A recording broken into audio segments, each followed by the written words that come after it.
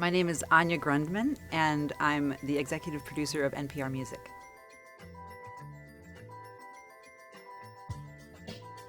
The NPR Music site lets you explore and discover all kinds of music you may not have discovered before across many genres. You can find exclusive first listens of albums before they're released. You can find 200 music radio streams from public radio stations.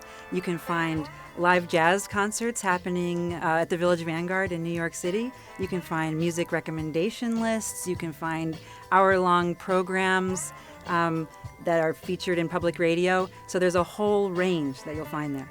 It's hard to label what we do because, yes, we have traditional journalism. Yes, we have traditional criticism. We also curate concerts, or we curate listening experiences for people. We also do documentary type activities. We also actually put on shows. So what is the line between being a curator, a presenter, a journalist, a critic?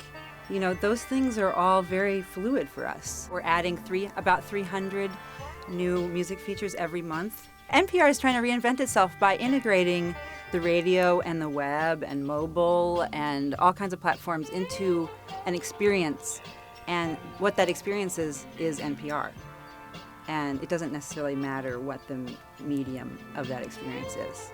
There's a lot more freedom now. I think that the edges of what we do, around the edges, is a lot more open, and you don't always know what you're going to get.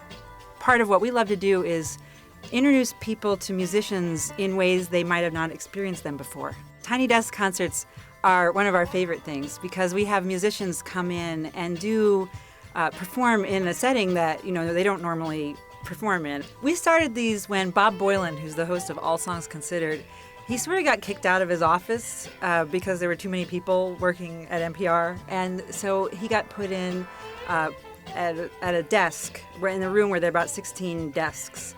And he and one of the other staff members retaliated by starting to have concerts at his desk.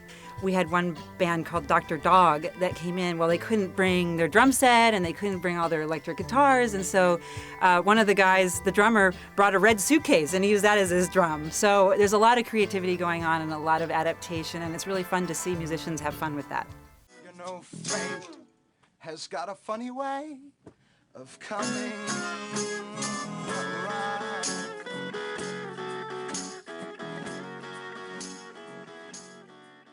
We're constantly working with producers at NPR on helping them with stories that they want to do, but also suggesting stories and actually doing reports ourselves and doing music features ourselves for the news magazine. So we really value being able to do music exploration in many different levels, and every one of my staff members has done a story on the news magazines, can do web build-outs, can think of doing live events. We really want to have people with incredible broad skill set working with us so that basically anywhere our imagination goes, we can go.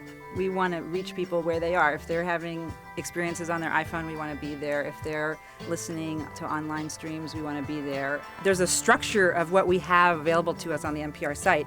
But if we want to do if we really want to do something, we'll go find some other application, some freeware application. When we first started doing chat, we don't have actually a chat application at NPR. We go and find one.